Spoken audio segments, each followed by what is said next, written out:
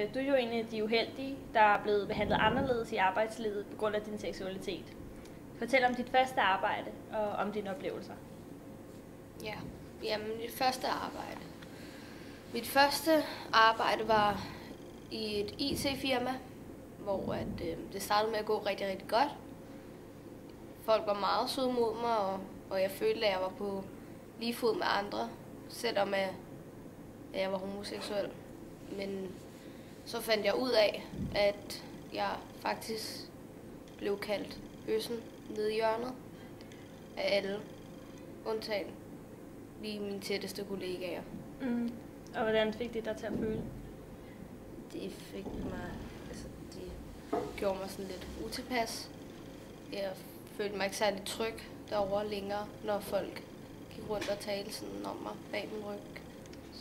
Og hvad skete der så? Hvad gjorde du så? Så endte jeg med at sige op, fordi at jeg kunne simpelthen ikke klare det.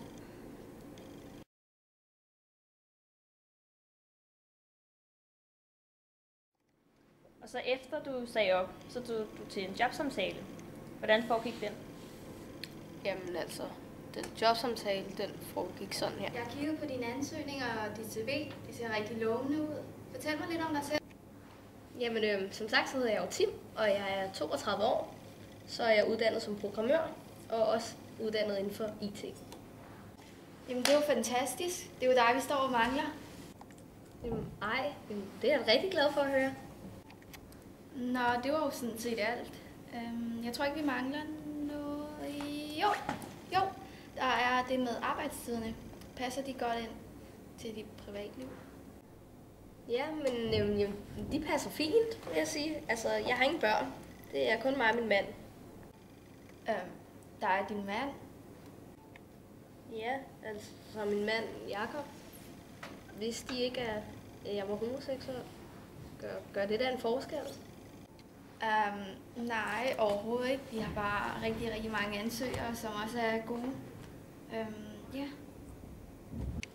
Nå, jamen, det var jo så alt. Jeg kontakter dig senere på ugen. Okay, tusind tak så. Ja. Hej. Fik du så jobbet? Nej, det gjorde jeg ikke. De endte med at ringe og sige, at de havde fundet en anden, som de følte var mere egnet til jobbet, end jeg var. Og hvad tror du er grunden til det, at du ikke fik job? Jeg tror helt bestemt, at grunden var, at jeg var homoseksuel. Altså, de havde nærmest allerede givet mig jobbet, eller de havde i hvert fald givet udtryk for, at jeg passede perfekt til jobbet, og det var bare lige skabet. Men lige så snart jeg fik nævnt, at jeg var homoseksuel, så... Og hvordan får det dig til at føle? Det gør mig lidt ked af det, at de ikke kan se bort fra ens seksualitet, når det altså gælder et arbejde. Altså bare fordi jeg er homoseksuel, betyder det jo ikke, at jeg er mindre egnet end andre til et job, hvor jeg har den samme uddannelse, som de andre har.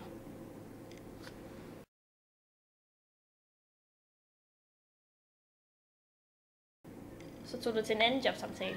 Ja, det gjorde jeg. Ja, det hele ser jo rigtig godt ud. Du har nogle rigtig gode kvalifikationer, kan jeg se her. Du passer simpelthen bare perfekt til jobbet. Ja. Det lyder altså virkelig godt, fordi jeg har drømt om det her job rigtig, rigtig længe.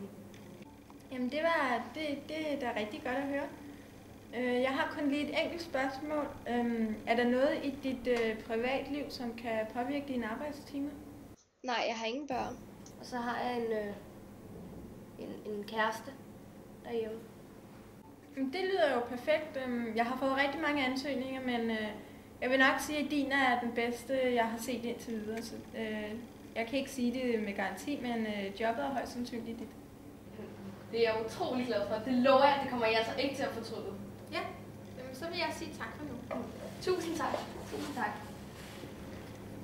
Her, der nævnte du ikke, at du var homoseksuel.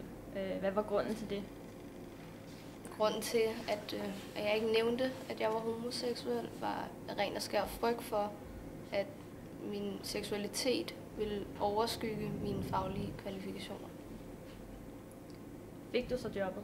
Ja, det gjorde jeg, og jeg arbejder der stadig. Har du så fortalt her til dine kollegaer, at du er homoseksuel? Nej, det har jeg ikke.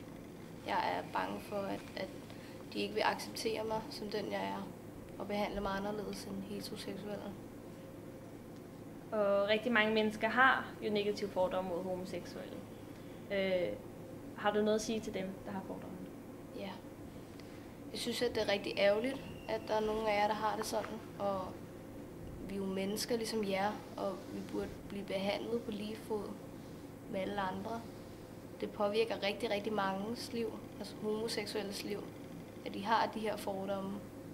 Og det er jo ikke særlig rart, og jeg tror heller ikke, I ville synes, det var særlig rart, hvis det var jer. Så det synes jeg, I skulle prøve at tænke lidt over. Det her er behovspyramiden, og vi vil prøve at sætte Tims liv ind i pyramiden for at se, om alle hans behov bliver opfyldt. Nederst så har vi fysiologiske behov, som er mad, varme, søvn og drikke, og det bliver i hvert fald opfyldt. Så går vi videre til trygheds- og sikkerhedsbehov, som er fast arbejde, god økonomi og stabil familieliv. Og som vi hører i filmen, så har Tim en mand, en god økonomi og et fast arbejde. Så den bliver i hvert fald også opfyldt. Så kommer vi videre til sociale behov, som er accept, tilhørsforhold og kærlighed. Det er jo tydeligt at se i videoen, at Tim han ikke bliver accepteret på sin arbejdsplads. Så derfor bliver det behov ikke helt opfyldt. Så har sociale behov det med at prikke lidt til det næste behov. Som er prestigebehov, hvor respekt blandt andet også indgår. Og som vi ser i filmen, så er Tim til sin første jobsamtale, hvor chefen er meget fordomsfuld. Han viser ikke respekt, fordi at Tim er homoseksuel. Så den bliver heller ikke opfyldt. Så når vi til toppen af pyramiden, som er selvrealiseringsbehov, hvor der indgår kreativ udfoldelse, nye udfordringer og drømme. Tim han får jo sit drømmejob, men det er så også på bekostning af, at han må skjule sin seksualitet. Så vi kan konkludere, at de her 3 behov faktisk ikke bliver dækket helt, mens de her 2 hernede gør. Og det gør, at han ikke får et fuldkommen lykkeligt liv. Og sådan er det faktisk for rigtig mange homoseksuelle. Fordi at de har ikke lige så nemt ved at blive accepteret og respekteret, som heteroseksuelle kan. Så vi håber, At homoseksuelle En dag bliver accepteret af alle.